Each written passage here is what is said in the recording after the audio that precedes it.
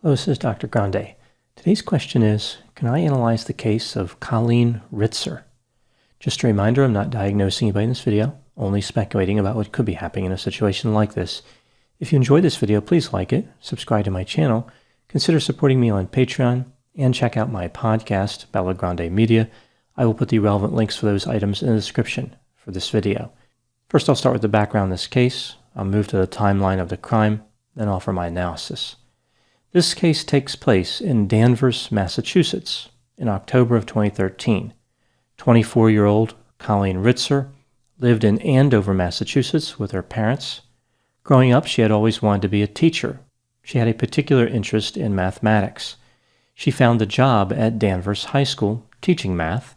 It was her second year teaching there. Colleen was in a routine. She would arrive at work just before 7 a.m., teach all day, and leave for her parents' home, arriving at 3:30 p.m. at the latest. One of Colleen's students was a 14-year-old named Philip Chism. He had recently moved to Massachusetts from Tennessee. His parents were in the middle of a divorce. Philip had made a couple of friends at the school and was on a soccer team. He was described as quiet but cordial. Not long before the crime, he had asked his history teacher if he could move into an honors history class so that he could be more challenged. This was an interesting request, as Philip was only an average student who would occasionally miss homework assignments. This takes us to the timeline of the crime.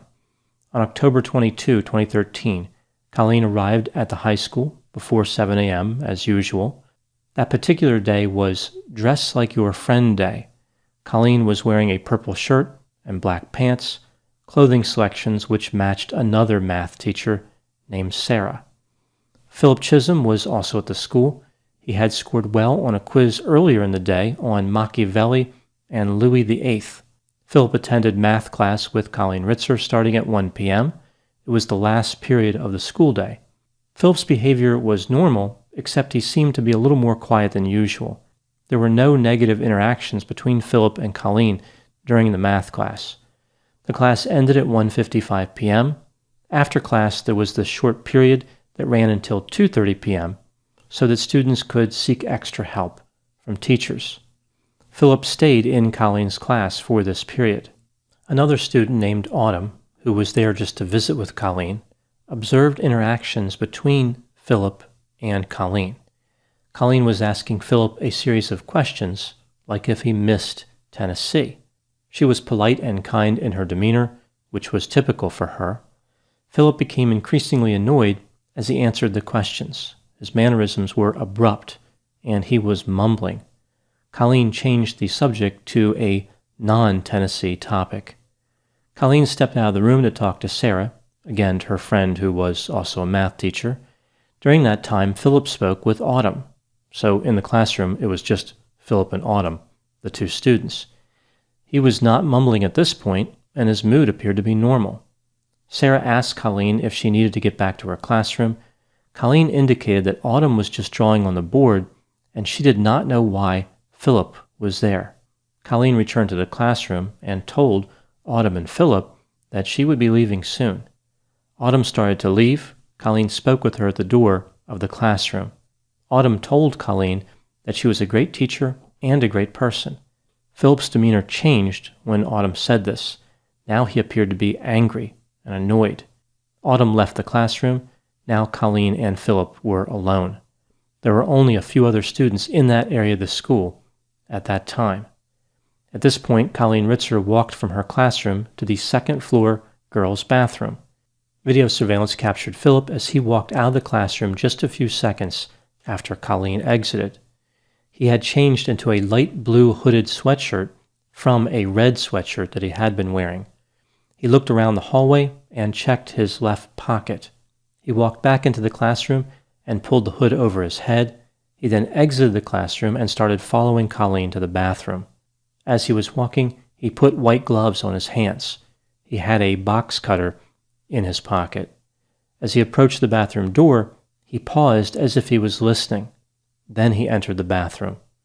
Based on an investigation that would occur later, here's what the authorities believed happened in the bathroom. Philip overpowered Colleen. He sexually assaulted her and repeatedly stabbed and sliced her with the box cutter. Colleen eventually died due to strangulation and sharp force injuries to the neck. Some investigators believe that she died in the bathroom. Others believe that she died later on. Philip probably strangled her first, but it's not clear. 11 minutes into the attack, a female student walked into the bathroom. Due to the presence of a half wall in the bathroom, the student only saw a person's naked buttocks. The individual had a skin tone that was darker than the observer's skin tone. It is, of course, assumed that she saw Philip. The female student concluded that she had walked in on another student who was changing. She turned around and walked out of the bathroom immediately. During her time in the bathroom, she not only saw Philip, but clothes on the floor. She did not see Colleen Rizter. She did not see blood. She didn't hear anything. Philip left the bathroom right after that student. He was carrying Colleen's pants over his arm. There was blood on his right hand. He walked down a stairwell to the first floor and exited the building. Philip was spotted by a mother of a student who was waiting in her car. She noticed that he was crouched in the bushes looking around as he changed or pulled up his pants. When he emerged from the bushes, he was no longer carrying clothes, and he was wearing a white t-shirt. He walked back into the building, ascended the stairs to the second floor, and eventually entered the classroom of Colleen Rizter. Moments later, he walked out of that classroom wearing a red sweatshirt and carrying his backpack, as well as Colleen's lunch bag and tote bag. He dumped Colleen's bags in a recycling bin on the first floor, then returned to the second floor. As he approached the bathroom where Colleen's body was, he stopped, turned around, and walked in the opposite direction. He had just seen a friend of his named Ramsey on the second floor landing. Philip was supposed to meet Ramsey at the soccer field, but never showed up. Therefore, Ramsey was looking for him. As Philip was walking away, he responded to Ramsey, who asked what he was doing. Philip said that he had lost something. Ramsey noticed that Philip seemed terrified and was sweating. Philip instructed Ramsey to go to the soccer field and said he would meet him there. Philip started jogging and went down the stairs as Ramsey followed him. Ramsey noticed that Philip was pulling one of the recycle bins toward the elevator. Ramsey again asked what he was doing. Philip said nothing and once again instructed Ramsey to go to the soccer field, which he did at this time. Philip rolled the bin into the elevators, went to the second floor, and rolled the bin into the bathroom. He put Colleen's body in the bin, then rolled the bin into the elevator and eventually out of the school. At this point, he had put on a balaclava. He rolled the bin into a wooded area behind the school, where he removed Colleen's body, placed it against a fence, sexually staged it, and covered it with debris. It is believed that he cut Colleen with a box cutter again at this point and sexually assaulted her again. Some investigators believe this is when she actually died. Philip dropped various items in the area, including a note that said, quote, "I hate you all," unquote. He walked out of the woods and returned to the high school. He changed out of his pants, which were bloody. He went back to the second floor girls' bathroom briefly, exited the school, and then went back into the woods. He was there for another 12 minutes. He once again returned to the school, spoke to a friend about a church youth group, and left the building at about 4:30 p.m. He had Colleen's cell phone, wallet, and underwear in his possession. Later, he used Colleen's credit card to buy Wendy's and a ticket for the movie Gravity. He entered a store and shoplifted a hunting knife. Then he walked out of Danvers to the town of Topsfield, which wasn't far away. Philip's mother reported him missing when he didn't come home. After midnight, police officers in Topsfield encountered him as he was walking along Route 1. They considered this unsafe for pedestrians. They asked him where he was going. He said nowhere. They asked him where he was coming from. He said Tennessee. So I guess he had walked quite some distance. The police searched him and found Colleen's identification, insurance card, and credit card. At this point, her name didn't mean anything to the officers, but Philip's name did. He had been reported missing. The police transported him to the police station and searched his bag. They found a number of items, including a pair of women's underwear, Colleen's wallet, Colleen's keys, and a box cutter with blood on it. They asked Philip who the blood belonged to. He said, "It's the girls." They asked him where she was. He said buried in the woods. Colleen's body was found at about 3 a.m. He was charged with a number of crimes, including murder. He would be tried as an adult. While in custody at a detention center, he allegedly attacked a female staff member with a pencil in a bathroom. Staff members heard the attack and were able to restrain Philip. He was charged with a number of offenses, including attempted murder. So this was in addition to the charges related to Colleen. In 2016, Philip Chism was found guilty of many of the charges in connection with the attack and murder of Colleen Ritzer, including first-degree murder. For that charge, he was sentenced to life in prison, eligible for parole in 25 years. This is the maximum sentence permitted because he was 14 when he committed the crime. For the armed robbery, Philip was sentenced to 40 years plus 1 day in prison. The sentences are concurrent, so technically Philip will be eligible for parole at the age of 54. Now moving to my analysis. There was really no question that Philip was guilty. His defense didn't even try to say he wasn't. Additionally, there was no doubt that the attack was premeditated. He had brought a number of items to the school which facilitated his crime, like the box cutter, the balaclava, and the gloves. Instead, the defense claimed that Philip was seriously mentally ill and therefore lacked criminal responsibility. A mental health clinician hired by the defense interviewed Philip 7 times in 2015.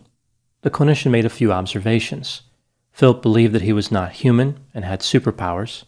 The video surveillance showed Philip wandering aimlessly around the school, and this somehow demonstrated that Philip was disorganized. Philip had a flat affect, mumbled to himself, and had delusional thinking. Philip told the clinician that he started having command auditory hallucinations at age 10, so voices that were telling him to do things.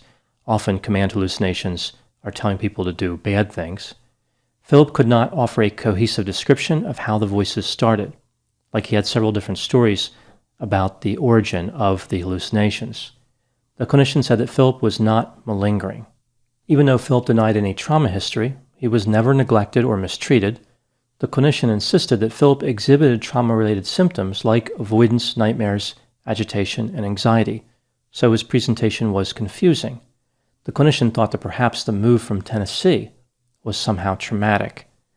The clinician believed that Philip was developing schizophrenia or had some type of trauma, but ultimately, the clinician diagnosed Philip with psychotic disorder not otherwise specified. So he believed he had psychosis, but it did not fit into any of the diagnostic classifications that are well known, like schizophrenia or a major mood disorder with psychosis. The clinician admitted that the sexual aspects of Philip's behavior were not accounted for by the alleged psychosis. Another mental health clinician for the defense assessed Philip. This clinician had a similar opinion. He thought Philip had been in an acute depressive state and had a brief transient psychotic episode, so perhaps something similar to brief psychotic disorder. Other mental health experts had different opinions. They concluded that Philip was malingering based on tests like the MMPI and the Rorschach, and because his presentation was inconsistent with mental illness. I think that what happened in the trial of Philip Chism is that he simply had no defense. The mental health clinicians did not agree about psychosis or malingering. The whole idea that moving from Tennessee can cause trauma, even with the stress of his parents' divorce, was very hard to believe. Even if it was traumatic, how would that lead to murder? Based on what we know about the crime, it doesn't appear as though psychosis would explain Philip's behavior. Philip related to his friends in a normal way. His teachers didn't find him unusual most of the time. He premeditated the crime. He made extensive efforts to get away with it, even though he incriminated himself several times, for example, when he used Colleen's credit card after the murder. So Philip premeditated the crime, even though he wasn't actually good at executing his own plan. It is reasonable to believe that he knew right from wrong and was not experiencing hallucinations or delusions. What do I think happened in this case? This is just my opinion, of course. I don't know. I believe that Philip probably had mental health symptoms, maybe even psychosis, but again, the psychosis doesn't explain the crime. I think that Philip simply wanted to commit the crime. He had probably been fantasizing about the homicide for some time. It started to dominate his thinking. He planned it out carefully. On October 22, he decided he would follow through. Philip had developed an intense hatred for Colleen, which explains why he was short with her when she was talking about Tennessee. This hatred may have come about to justify his other feelings, so that he could have congruence. He didn't get mad about Tennessee. It was about his mindset. He had a lot of rage. Philip proceeded to attack her. The slashing and stabbing with the box cutter was overkill. After the crime, he made up a story about hearing voices, or his story was true, but either way, he was using it to escape responsibility. Moving to the next question, should Philip ever get out of prison? In addition to his terrible crimes against Colleen, Philip allegedly committed a similar attack while in custody. This is not a good sign as far as rehabilitation, although technically he could change for the better in prison. I think it's unlikely for many reasons, including the fact that he's going to have a rough time in adult prison. Now moving to my final thoughts. As so many cases have, this case underscores the weaknesses of mental health assessment. Mental health clinicians do not have access to sophisticated instrumentation. The science simply isn't there. It's difficult to accurately measure elements like mood, personality, aggressiveness, psychosis, and other mental health constructs that may be evolved in criminality. One instrument used to evaluate Philip was the Rorschach test, as I mentioned. This is the famous inkblot projective test. The idea is that when you look at the inkblot, your unconscious mind will project what you truly believe onto it. Dependence on such crude instruments offers a frightening example of how limited mental health counseling and related fields really are in terms of assessment. Other fields simply have better instruments. In mathematics, they use calculators. In physics, they have particle accelerators. In biology, they use the MRI. In mental health counseling, we say, look at these inkblots and tell us what you see. It is certainly unsatisfying for those who pursue a precise understanding of mental health. By the way, the best answer to the question about what you see in the inkblots is, I see a butterfly and a mental health clinician who doesn't understand the concept of test validity. Those are my thoughts in the case of Colleen Rizter. Please put any opinions and thoughts in the comments section. They always generate an interesting dialogue. As always, I hope you found my analysis of this topic to be informative. Thanks for watching.